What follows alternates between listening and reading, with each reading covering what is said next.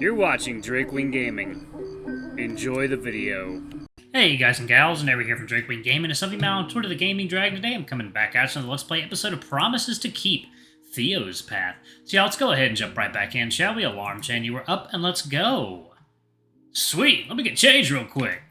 Hunter hops up from his seat, carefully placing his plate in the sink. Thanks again for breakfast, Artie. Yeah, thanks, Artemis. The J nods, directing his attention to his phone as Hunter jogs out of the kitchen. As always, please make yourselves at home while we're out. We should be gone for too long.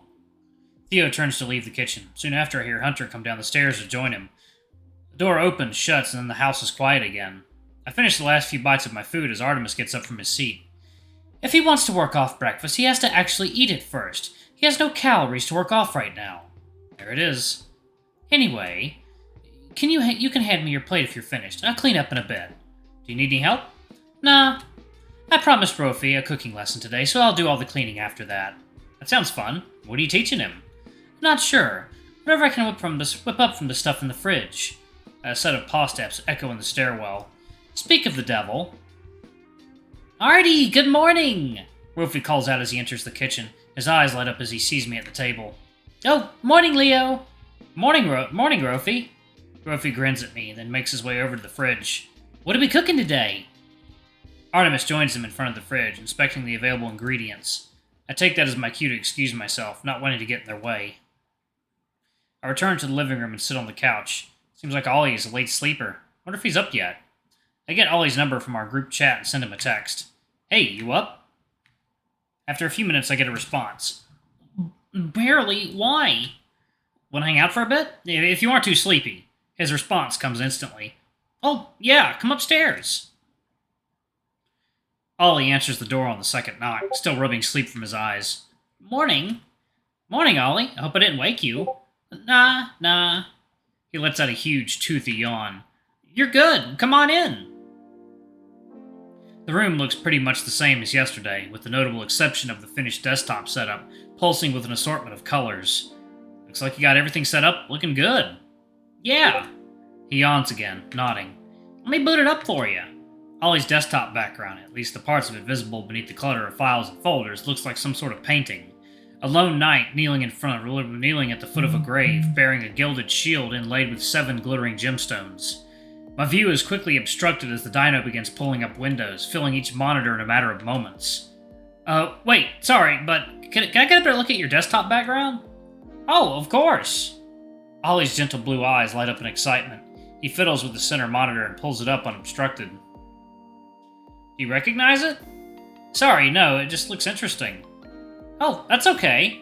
His excitement barely wavers. Seems as if he's just as happy to explain it. It's from an RPG called Tales of Wheel and Woe, one of my all-time favorites. This is a really pivotal scene that happens towards the end, once you've gathered all 7 crystals.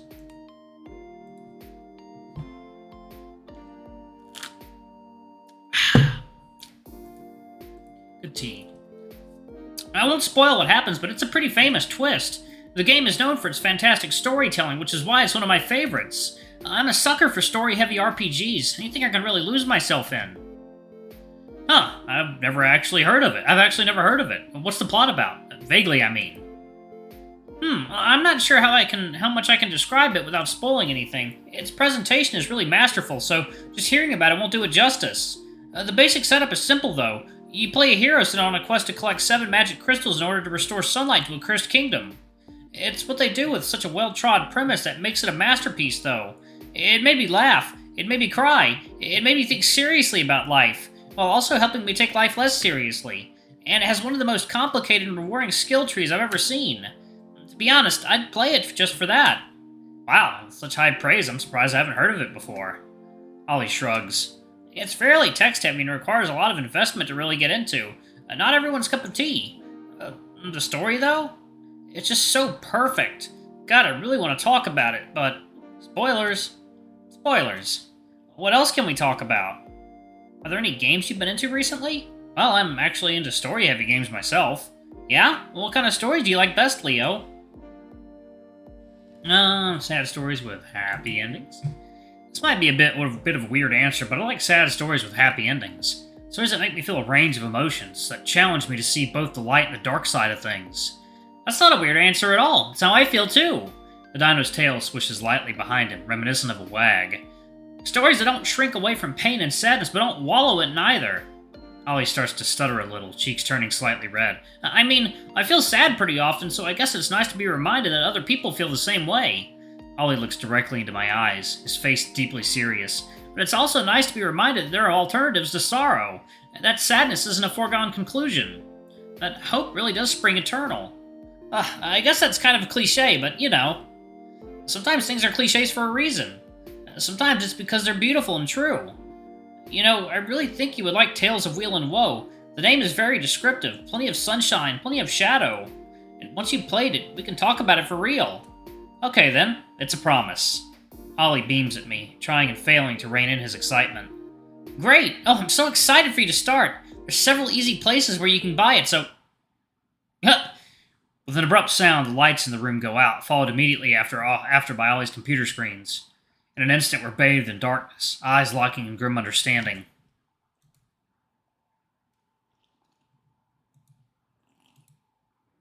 Ah, it's so good.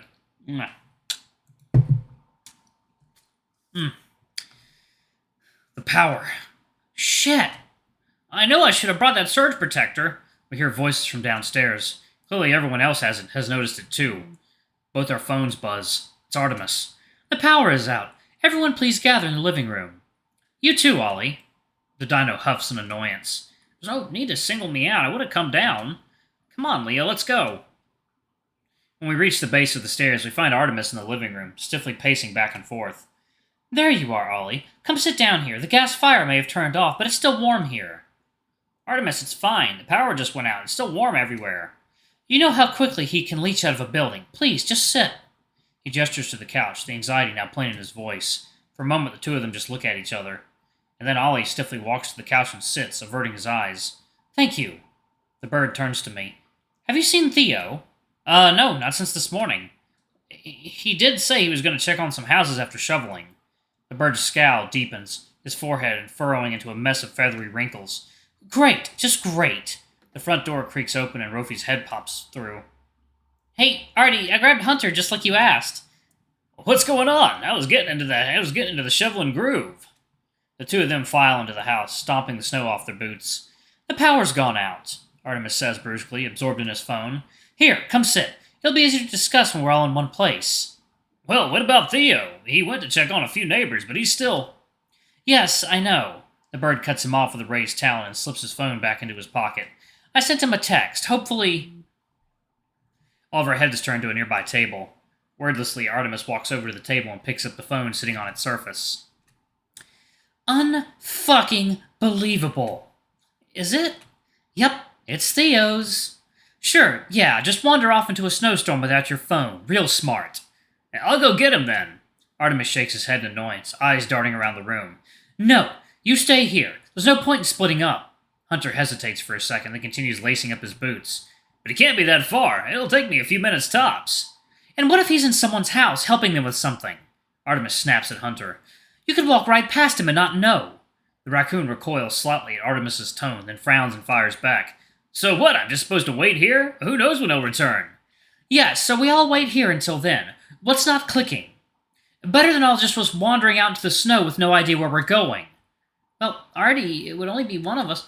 Why is it so hard for you two to just sit still? Artemis's voice is hard and flinty now, something near panic reflecting in his wide eyes. At that moment, Ollie stands up from the couch and strides purposefully across the living room. Ollie, where are you going? The dino stops at one of the lamps and flicks the switch a few times. Nothing. Ollie, the power is out. What are you doing?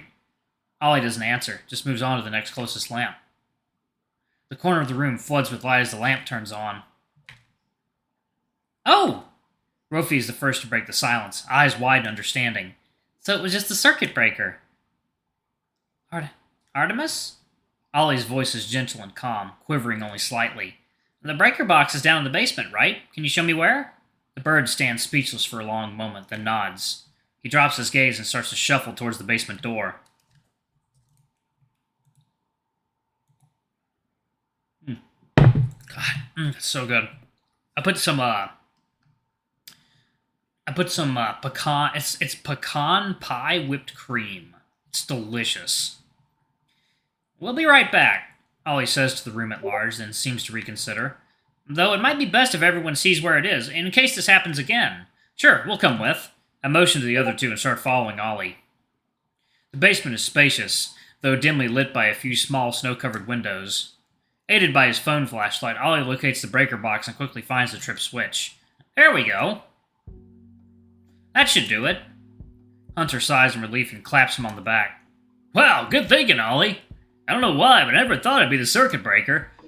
Yeah, me neither. I guess it's because there's been so many power outages already. The dino blushes and scratches the back of his head. I mean, the wiring in my building sucks, and I tend to use a lot of plugs at once, so I'm used to having to reset circuits a lot. Speaking of, I'll keep my desktop unplugged for now. I think that was probably what did it. Huh? You sure? I bet we can find some other stuff to unplug so you can still use it. No, that doesn't seem very fair. I still have my laptop, and it's my fault that everyone got so worked up anyway. No. Artemis speaks up for the first time, sheepish and halting. It was my fault. I got a little carried away. He looks at each of us in turn. Sorry, I was just worried about... His eyes flick to Ollie for an instant. About everyone. I was trying to keep everyone safe and calm, and I didn't do a good job of that. Hey, no worries, bud. Hunter reassures him softly. No hard feelings, okay? We were all a little stressed. Yeah, we're all friends here. Don't worry about it, Artie. The bird scratches his head and smiles slightly. Thinking about it, I guess Rofi was right. It was starting to feel like we were all friends, even though some of us had only met yesterday. Let's head back upstairs, huh? I think we might have left the stove on.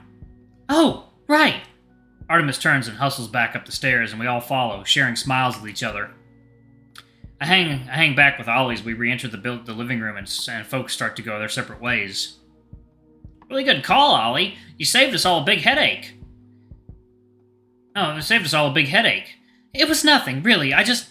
He glances over at the kitchen, where Artemis and Rofi are still figuring out lunch.